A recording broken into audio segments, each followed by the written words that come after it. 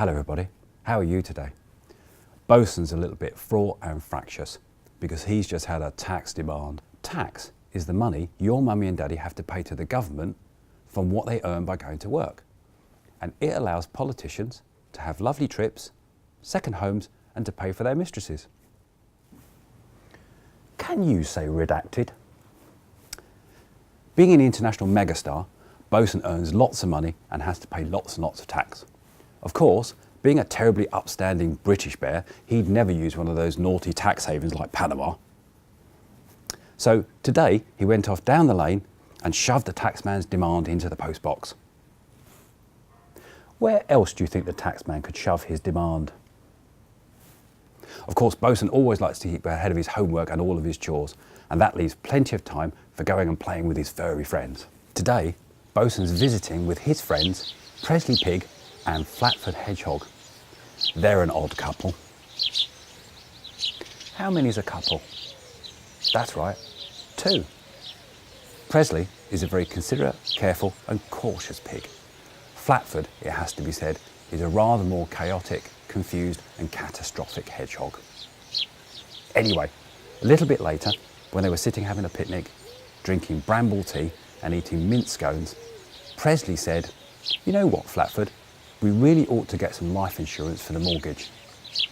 "That sounds dull," said Flatford. "What's that?" "Well, Flatford, it means that if you get squished by a car, we'll be able to pay the mortgage off and we won't lose the house." "Don't be silly, Presley," said Flatford.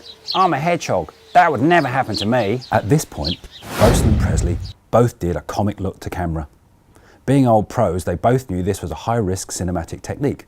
But we've never done it before in the Boson Bear Show, and both chums agreed it would be very funny.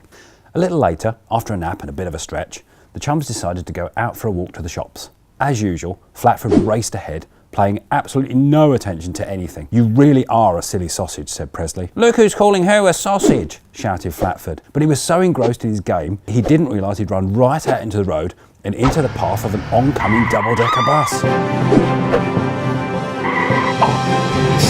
"Protection pig," gasped Flatford. "I hope this hasn't put you off taking the bus, Flatford. It's statistically still the safest way to travel," said Protection Pig. "Thank goodness you're here," said Boson. "My pleasure, Boson. Just remember, Flatford, I can't always be here to save your bacon. The combination of your self-delusion, false optimism and selfishness could have cost you your home and put Presley out on the streets." "Oh, you're so right, Protection Pig. Thank you," said a grateful Flatford. "Listen, I've got to run. You look after yourself, Flatford," said Protection Pig. "Pigs might not be able to fly, but life insurance really is a jolly sensible idea," agreed Boson. "I agree," said Presley, who'd suddenly reappeared. "Where have you been?" said an excited Flatford. "You just missed Protection Pig. He was amazing. And now I really understand the importance of life cover." Flatford really was a silly sausage, wasn't he, Boson? Thank goodness for Protection Pig.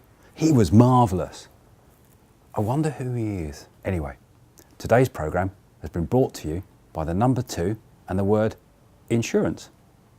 We know a song about that, don't we?